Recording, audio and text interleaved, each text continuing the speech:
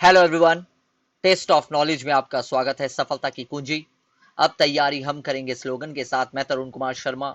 Exam की बात session में आज हमारा जो टॉपिक है वो है द सोलर सिस्टम, मतलब सौर मंडल। इसमें हम बात करेंगे कि सन और उसके जो 8 प्लैनेट है उसके ऊपर। लेकिन आगे बढ़ने से पहले टेस्ट ऑफ नॉलेज की तरफ से जो टाइम टेबल दिया गया है वो देख लेते हैं। सुबह के 4 बजे करंट अफेयर्स, जो बोथ हिंदी और इंग्लिश लैंग्वेज में होता है। दोपहर के 4 बजे एग्जाम की बात, जो Monday Wednesday and Friday cover करते हैं। और दोपहर के 4 बजे मॉडर्न हिस्ट्री, जो Sunday Tuesday and Thursday cover करवाई जाती है। इन सारे लेक्चर्स और इसके साथ और भी बहुत सारे लेक्चर्स के वीडियोस आप प्लेलिस्ट पे जाकर देख सकते हैं। टेलीग्राम का लिंक नीचे डिस्क्रिप्शन बॉक्स में दिया गया, आप जाके पीडीएफ को हमारे टेलीग्राम चैनल से फ्री ऑफ कॉस्ट डाउनलोड कर सकते हैं। हिस्ट्री की क्लासेस कंटिन्यू चल रही है, आप जाके प्लेलिस्ट पे सारे वीडियोस देख सकते हैं। 9000 G K one liner by test of knowledge, ये सेशन इस महीने से शुरू कर दिया जाएगा। एग्जाम की बात सेशन जिस पे अभी बात कर रहा हूं मैं, ये 5 जून से कंटिन्यू है। सारे वीडियोस आप प्लेलिस्ट पे जाकर देख सकते हैं। How to prepare for SSC exam at home, घर बैठे एसएससी की तैयारी कैसे करें। अगर आप एसएससी के एस्पिरेंट्स हैं तो कमेंट बॉक्स पर बताइए, ताकि आपके लिए फ्री ऑफ कॉस्ट शिक्षा उपलब्ध कराई जा सके। चलिए शुरू करते हैं। सेलेस्टियल बॉडी, इसमें मैं क्या बताऊं, ये तो इंपॉर्टेंट है सारे एग्जाम के लिए, चाहे वो एनडीए हो, सीडीएस हो, बहुत सारे, चाहे यूपीएससी की बात करें, चाहे डब्ल्यूबीसीएस की बात करें, हर एक एग्जाम के पॉइंट ऑफ व्यू से ये टॉपिक इंपॉर्टेंट है। तो आपको इसे ध्यान से सुनना पड़ेगा, क्योंकि इसमें एक्स्ट्रा बताने के लिए कुछ भी नहीं है। बाकी जो मैं बताऊंगा, जब ज्योग्राफी की सेशन शुरू करूंगा, क्लासेस शुरू करूंगा, तब मैं पूरा क्लियर करवा दूंगा। लेकिन अभी जो भी पॉइंट है वो सारे एग्जाम के पॉइंट ऑफ व्यू से इंपॉर्टेंट है। पहले देखते हैं सेलेस्टियल बॉडीज मतलब खगोलीय पिंड क्या होते हैं। Celestial bodies are objects like sun, moon, star and others that shine in the night sky. आकाश से पिंड सूर्य, चंद्रमा, तारे और अन्य गैस पिंड जैसे पिंड जो रात के समय आकाश में चमकते हैं, उसे हम क्या कहते हैं? सेलेस्टियल बॉडीज कहते हैं। Some celestial bodies are very big and are made up of gases and heat. They have their own heat and light, which is emitted in large amount. These celestial bodies are called star and our sun is a star. कुछ खगोलीय पिंड बहुत बड़े होते हैं और गैसों और ऊष्मा से बने होते हैं। उनकी अपनी ऊष्मा और प्रकाश होता है जो बड़ी मात्रा में उत्सर्जित होते हैं। इन आकाश पिंडों को तारा कहा जाता है और हमारा सूर्य एक तारा है। मतलब जो भी पिंड, जो भी प्लैनेट जिसकी अपनी खुद की ऊष्मा और प्रकाश हो, खुद की लाइट और हीट हो, वो क्या होता है? वो तारा कहलाता है। और सन एक स्टार है, क्योंकि आपको पता है अदर कोई भी प्लैनेट जो है हमारे यहाँ पर 8 जो प्लैनेट है, वो उसमें अपनी ऊष्मा और प्रकाश नहीं है, उसमें ना तो लाइट है ना ही हीट है। सिर्फ और सिर्फ हमारे सोलर सिस्टम में सन के पास ही ये पावर है। The sun, the moon and all those shining objects in the night sky are called celestial bodies. सूर्य, चंद्रमा और रात के आकाश में चमकने वाली सभी वस्तुएं आकाश पिंड कहा जाता है। मतलब आप चाहे कुछ भी देख लो, सूर्य, चंद्रमा, पृथ्वी, जितने भी मंगल वंगल, जितने भी ग्रह आप देखेंगे, चाहे उपग्रह चंद्रमा भी देख लेंगे, तो वो क्या है? सारे के सारे सेलेस्टियल बॉडी है। ऐसा क्यों? क्योंकि उनके पास अपना प्रकाश नहीं है, वो दूसरों के प्रकाश से प्रकाशित होते हैं। और रात के समय आकाश में कुछ भी चमकता हुआ नजर आए, वो सेलेस्टियल बॉडीज ही है। अब बात करते हैं कॉन्स्टिलेशन की, माने तारामंडल। Different group of star from various pattern and they are called constellation. Saptarishi is an example of constellation. तारों के विभिन्न समूह विभिन्न पैटर्न बनाते हैं और उन्हें नक्षत्र कहा जाता है। सप्तऋषि नक्षत्रों का एक उदाहरण देखिए। ऐसे तो बहुत सारे आपको कॉन्स्टिलेशन नजर आएंगे, लेकिन हमारे यहाँ पर एक बेस्ट एग्जाम्पल है, वो है सप्तऋषि।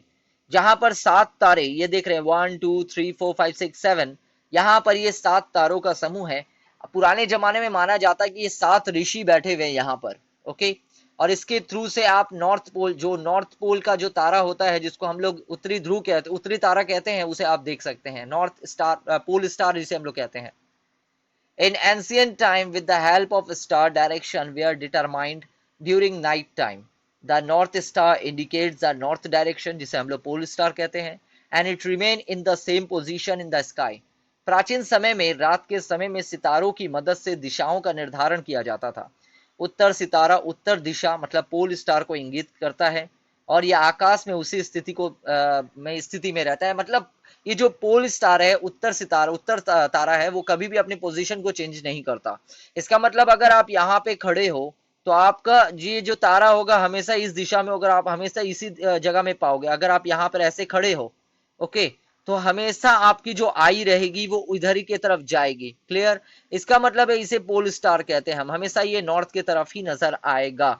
और रात के समय पुराने जमाने में क्या होता था कि आज तो आपको हर कुछ मिल जाता है, जितने भी इंस्ट्रूमेंट है सब नजर आते हैं, लेकिन पहले के टाइम पे क्या होता था ना, कोई इंस्ट्रूमेंट था नहीं, तो समुद्र में अगर कोई सफर करता था तो उसको ये नॉर्थ पोल ही हेल्प करता था कि वो कौन से दिशा में जा रहा है। Celestial bodies that do not have their own heat and light and lit by the light of the stars are called planets.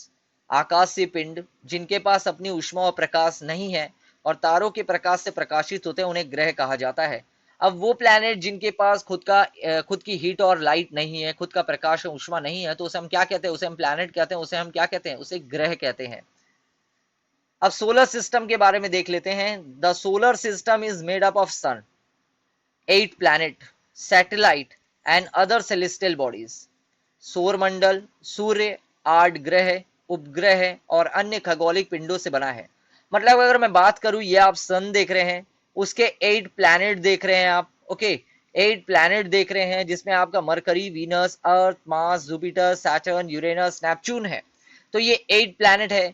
अब इन चारों के बीच में, मतलब ये मरकरी, वीनस, अर्थ, मार्स के बीच में, आप मरकरी, वीनस, अर्थ, मार्स के बीच में सेलेस्टियल बॉडीज पाए जा सॉरी आपके एस्ट्रॉयड पाए जाते हैं, जिसको क्षुद्र ग्रह कहते हैं हम लोग। यहाँ वो भी आपके क्या है, वो भी आपके यहाँ पर सौर मंडल का हिस्सा, जिसे खगोलीय पिंड हम लोग कहते हैं, सेलेस्टियल बॉडी कहते हैं। सूर्य के नजदीक में मेटियोर्स पाए जाते हैं, बड़े बड़े पत्थर पाए जाते हैं, तो वो भी क्या है, जो सूर्य के चारों तरफ चक्कर लगाते हैं, वो भी सेलेस्टियल बॉडीज है। ये उसके बाद जो 8 बड़े प्लैनेट देख रहे हैं, जिसमें जुपिटर, सैटर्न, यूरेनस, नेपच्यून है, वो भी क्या है, वो भी सेलेस्टियल बॉडीज का ही पार्ट है। इसका मतलब चाहे सन हो, चाहे 8 प्लैनेट हो, चाहे उसके सैटेलाइट हो, जैसे मून हुआ, अर्थ का जो सैटेलाइट है वो क्या है, मून है, तो मून भी क्या है, वो भी सैटेलाइट है, और वो क्या है, सेलेस्टियल बॉडीज के काउंटिंग में आ जाता है। आई होप क्लियर हो गया होगा आपको। अब सन से शुरू करते हैं हम। सोलर सिस्टम का मेन जो प्लैनेट है वो है सन। और आपको पता है सूर्य एक जलता हुआ आग का गोला है, ये हम बचपन से पढ़ते हुए आए हैं। The sun is in the centre of the solar system. सूर्य सौर मंडल के केंद्र में स्थित है। इसके पीछे बहुत सारे हैं, केपलर ने कुछ कहा, फिर और किसी ने कुछ कहा, तो उस पर अभी हम ध्यान नहीं देंगे। जब लेक्चर हमारा डिटेल वाला होगा तो उस पर हम बात करेंगे। मैं आपको बहुत सारे चैप्टर करवाऊंगा जब डिटेल वाली क्लासेस होगी हमारी।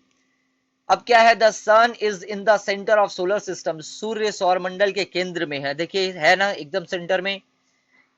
सूर्य सौर मंडल के केंद्र में। उसके बाद है, it is huge and made up of extremely hot gases. यह विशाल है और बेहद गर्म गैसों से बना हुआ है। अब विशाल तो है, बहुत बड़ा तो है, और साथ ही साथ बहुत गर्म गैसें हैं, जैसे गर्म गैस हीलियम और हाइड्रोजन यहाँ पाए जाते हैं। ऐसा माना जाता है कि 4 हीलियम मिलकर चार हीलियम मिलकर एक हाइड्रोजन बनाते हैं, या ऐसा कुछ है। एक बार आप लोग देख लेना, क्योंकि मेरे दिमाग में वो आ नहीं रहा है। ठीक है, जब मैं डिटेल में करवाऊंगा तो मैं एक बार रिवाइज भी कर लूंगा। ओके, आगे देखते हैं। It provides the pulling force that blinds in the solar system. यह खींचने वाली शक्ति प्रदान करता है जो सौर मंडल को बांधता है। अब देखिए ये क्या करता है, सन में इतनी पावर होती है, इतनी एनर्जी होती है कि वो जितने भी प्लैनेट उसके आस पड़ोस में है उसको अपने तरफ खींच कर रखता है।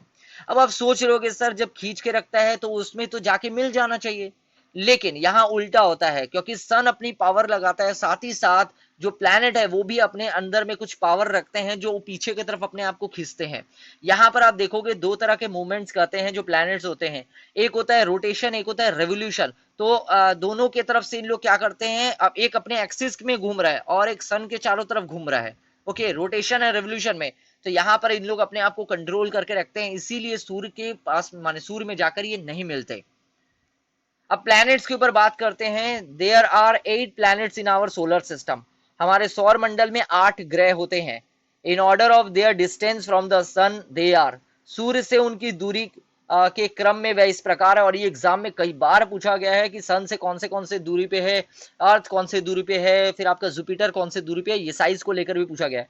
तो देखिए पहले है मरकरी, देखिए सन है, सन के नंबर 1 में आ रहा है मरकरी, फिर आ रहा है वीनस, फिर आ रहा है अर्थ, फिर आ रहा है मार्स। उसके बाद नीचे यहाँ पे आपको एक बेल्ट नजर आएगा जो आगे आप देख पाओगे नेक्स्ट फिगर में। यहाँ पर एक बेल्ट नजर आएगा जिसे हम लोग एस्ट्रॉइड कहते हैं, जिसे हम लोग क्षुद्र ग्रह कहते हैं। ओके, छोटे छोटे पत्थर के टुकड़े हैं, और ये छोटे आप सोच रहे होंगे कितने छोटे होंगे, बता दूं मैं जरा ध्यान से, 1000 किलोमीटर के छोटे छोटे टुकड़े भी हैं।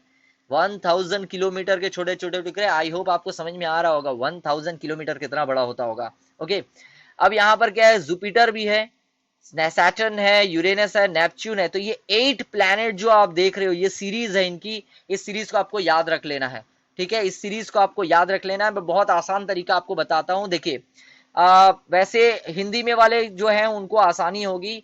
देखिए अगर सप्ताह का पहला दिन अगर मैं बात करूं तो कुछ और होता है, लेकिन यहां से देखिए इन लोगों ने क्या किया। सबसे पहले है सोमवार बुधवार, ओके, उसके बाद है एक दिन गैप कर दीजिए जो बृहस्पतिवार आएगा, उसके बाद शुक्रवार। तो बुध के बाद क्या आ रहा है, एक दिन गैप करके शुक्र, और फिर उसके बाद आ रहा है पृथ्वी। पृथ्वी मतलब संडे। अब आप बोलोगे सर संडे कैसे, देखिए पृथ्वी पर ही तो संडे हॉलीडे हम लोग एंजॉय करते हैं, संडे के दिन हम लोग रेस्ट करते हैं, तो पृथ्वी पर संडे हम लोग एंजॉय करते हैं, ये आपको याद रखना है। उसके बाद देखिए एक दिन गैप करिए, फिर मंगल आएगा, तो बुध शुक्र पृथ्वी मंगल, मतलब बुध शुक्र रवि और मंगल। उसके बाद देखिए फिर एक दिन गैप करिए, माने बुधवार का गैप करिए फिर से, फिर बृहस्पति आ गया, ठीक है। देखिए मंगल के बाद बुधवार होना चाहिए, तो अब बृहस्पति आ गया। बृहस्पति के बाद एक दिन गैप करिए, शुक्र आना चाहिए, तो देखिए शनि आ गया। और यूरेनस और नेपच्यून आपको याद रखना पड़ेगा। तो बहुत सिंपल है, एक एक दिन का गैप करिएगा, आराम से याद हो जाएंगे। चलिए आगे बढ़ते हैं। अब इनर प्लैनेट के ऊपर बात करते हैं, आंतरिक ग्रह क्या होते हैं। This planet are very close to the sun. ये ग्रह जो होते हैं सूर्य के बहुत करीब होते हैं, मतलब आप पीछे देखिए बैक साइड में अगर मैं बात करूं, ये देखिए सन के बहुत नजदीक में है ये चारों के चारों, है ना। और उसके बाद दो आप देखें तो मैंने आपको बताया क्षुद्र ग्रह आ जाते हैं, जो आपके एस्ट्रॉयड आ जाते हैं। तो ये क्या होते हैं, ये इनर प्लैनेट है। क्या क्या है, they are made up of rocks, ये चट्टानों से बने होते हैं, मतलब पहाड़ वहाड़ यहाँ पे नजर आते हैं।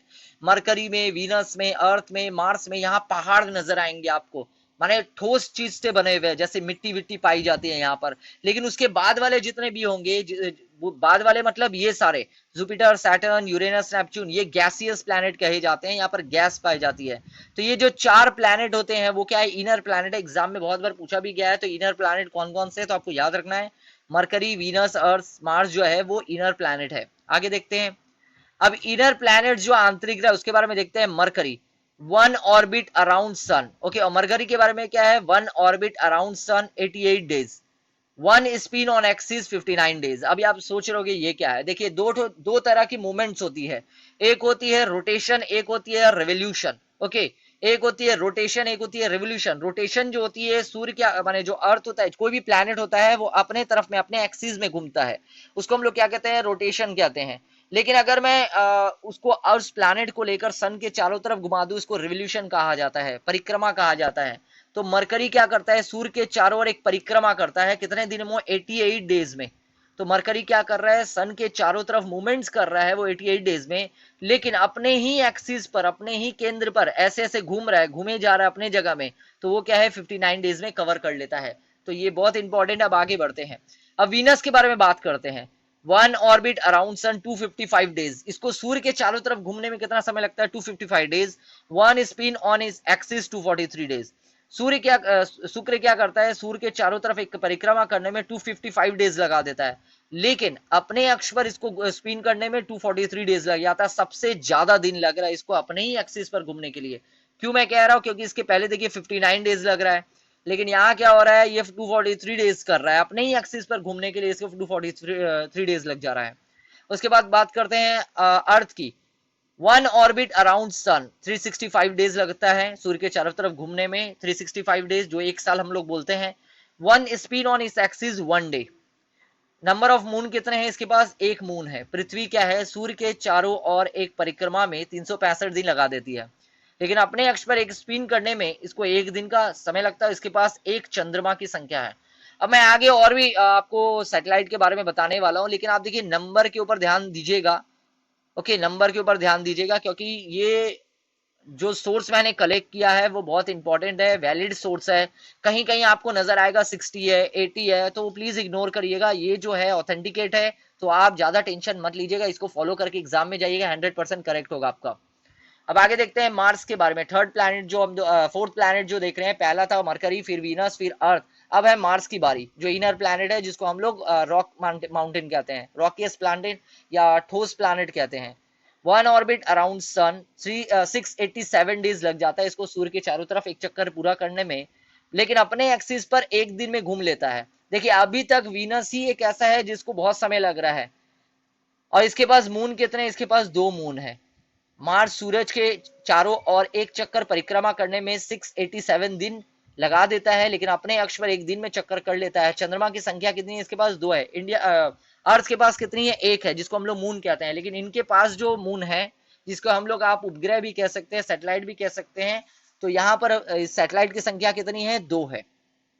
और आपको ये बता दूं, सैटेलाइट भी 2 तरह के होते हैं, एक मैन मेड सैटेलाइट होता है और एक ये सैटेलाइट होते हैं जो नेचुरल है। ओके, तो मैन मेड सैटेलाइट तो हम लोग छोड़ते हैं ना, जो हमारे यहाँ पर इसरो छोड़ता है उसे मैन मेड सैटेलाइट कहते हैं। जो कम्युनिकेशन होता है, नेविगेशन के लिए होता है, वो अलग है, वो साइंस एंड टेक्नोलॉजी का पार्ट है। अगर आपने वो वीडियो भी नहीं देखा है तो आप जाके प्लेलिस्ट पे देख सकते हैं, साइंस एंड टेक्नोलॉजी, एग्जाम की बात सेशन में हमने कवर करवाया था। अब देखते हैं आउटर प्लैनेट। 4 इनर प्लैनेट हुए थे जिसमें हमने बात की मरकरी, वीनस, अर्थ, सन।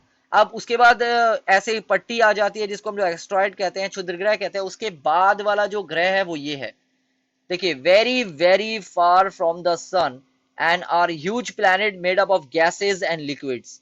सूर्य से बहुत बहुत दूर और गैसों और तरल पदार्थों से बने विशाल ग्रह हैं। ये है जुपिटर, सैटर्न, यूरेनस, नेपच्यून। मैं एक बात बताता हूं आपको, अगर आप ध्यान से सुनिएगा, बहुत इंपॉर्टेंट है। अगर आप जुपिटर पे जाकर खड़े होते हो, ठीक है, पिकनिक मनाने के लिए आप गए जुपिटर पे, वहां जाकर जैसे ही आप खड़े होगे ना, आप अंदर चल जाओगे। क्यों ऐसा मैं कह रहा हूं, क्योंकि ये गैसियस प्लैनेट है। ओके, ये ठोस नहीं है, रॉकियस प्लैनेट नहीं है। तो ये क्या है, आप पिकनिक मनाने गलती से मत जाना, नहीं तो आप इस प्लैनेट के अंदर चल जाओगे, क्योंकि ये गैसियस और लिक्विड वाला है। आगे देखिए, Jupiter, one orbit around sun 11 years 11 month about 12 years में ये क्या करता है, सूर्य के चारों तरफ चक्कर लगा लेता है।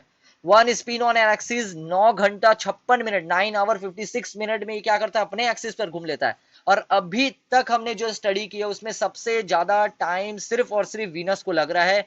200 दिनों से 250 दिनों से भी ज्यादा समय लग जा रहा है। नंबर ऑफ मून कितने, इसके 16 मून है। कहीं कहीं आपको बहुत ज्यादा नजर आएंगे, प्लीज उसे इग्नोर करिएगा। जुपिटर की बात करें, सूर्य की एक परिक्रमा 11 साल 11 महीने और लगभग 12 वर्ष में होती है। अक्ष पर एक स्पिन जो होता है 9 घंटे 56 मिनट में होता है इसका, और चंद्रमा की संख्या 16 बताई गई है यहां पर। ओके, आगे देखते हैं सैटर्न के बारे में, जो सेकंड प्लैनेट है, मतलब नंबर से अगर देखिए सन से, तो 6 प्लैनेट है ये। One orbit around sun 29 years 5 month. एक जो सन के चारों तरफ चक्कर लगाने में से 29 ईयर्स 5 मंथ लग जाता है, लेकिन अपने एक्सिस पर घूमने में से 10 घंटा 40 मिनट लगता है। लेकिन आप ध्यान से देखना, इसकी कमाल की स्पीड है। ये देखिए, सबसे कम समय लगा रहा है अभी तक, मतलब सबसे ज्यादा समय लगाता है अपने एक्सिस पर घूमने में वीनस। सबसे कम समय कौन लगा रहा है अभी तक, वो है जुपिटर। अब यहाँ क्या है, इसके अबाउट कितने सैटर्न है, माने इसके सैटेलाइट कितने हैं, अबाउट 18 सैटेलाइट है। अब सैटर्न के बारे में हिंदी में देखिए, सूर्य की एक परिक्रमा 29 वर्ष 5 महीने में होती है। अक्ष पर एक स्पिन 10 घंटा 40 मिनट में होता है, जो जुपिटर से ज्यादा समय ले रहा है। चंद्रमा की संख्या लगभग 18 है। तो ओके, ये भी आप लोग चेक कर लेना, ठीक है, कंफ्यूजन नहीं रखना है लेकिन आप लोगों को। यूरेनस के बारे में बात करते हैं। वन ऑर्बिट अराउंड सन कितने, 84 ईयर्स है। 84 ईयर्स में यूरेनस क्या करता है, पूरा राउंड करता है, एक राउंड कर लेता है सन का। वन स्पिन अराउंड एक्सिस 17 घंटा 14 मिनट में 17 आवर 14 मिनट्स में ये क्या करता है, अपने एक्सिस पर घूमता है, मतलब ऐसे round round round. Number of moon कितने, इसके पास 17 मून है। यूरेनस सूर्य की एक परिक्रमा 84 ईयर्स में करता है। अक्ष के चारों ओर एक स्पिन करने में 17 घंटा 14 मिनट का समय लेता है, और चंद्रमा की संख्या कितनी है, 17 है। ओके, आगे देखते हैं। नेपच्यून की बात करते हैं, ये लास्ट प्लैनेट है यहाँ का सोलर सिस्टम का। One orbit around sun 164 years लग जाता है। One spin on an axis 16 hour 7 minutes के करीबन लग जाता है। नंबर ऑफ मून कितने, 8 है। नेपच्यून सूर्य के चारों ओर एक कक्षा में 164 साल लग जाते हैं। अक्ष पर एक स्विंग करने में इसे 16 घंटा 7 मिनट का समय लगता है, और चंद्रमा कितने, इसके पास 8 है। ओके, तो ये है कुछ इंपॉर्टेंट। अब बात करते हैं एस्ट्रॉइड्स की। एस्ट्रॉइड मतलब दो प्लैनेटों के बीच में, माने दो श्रृंखलाओं के बीच में, यहाँ पर क्या है, आपके रॉकियस प्लैनेट है, यहाँ पर गैसियस प्लैनेट है। उनके बीच में जो आप पत्थर देखते हैं, ये इस तरह के बड़े बड़े पत्थर घूम रहे होते हैं, उसे ही हम क्या कहते हैं, एस्ट्रॉइड्स कहते हैं, क्षुद्र ग्रह कहते हैं। Asteroids are numerous tiny bodies which also move around the sun apart from the star planets and satellite। क्षुद्र ग्रह कई छोटे पिंड हैं जो सितारों, ग्रहों और ग्रहों के अलावा सूर्य के चारों ओर भी घूमते हैं। अब यहां पर आप देख सकते हैं, ये एस्ट्रॉइड जो मैंने आपको लिखा है, यहाँ देखिए आप सन देख रहे हैं, फिर मरकरी, फिर वीनस, फिर अर्थ, फिर मार्स, ये सर्कल। उसके बाद देखिए छोटे छोटे छोटे छोटे आप टुकड़े देख रहे होंगे, उसके बाद बड़ा सा राउंड सर्कल आ रहा है जिसको हम लोग जुपिटर कह रहे हैं।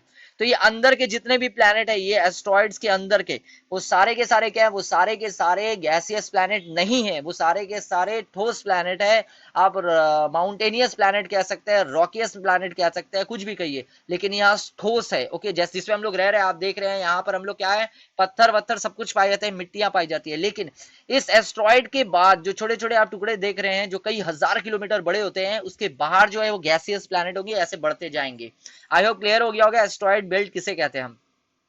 दे are found between the orbits of Mars and Jupiter.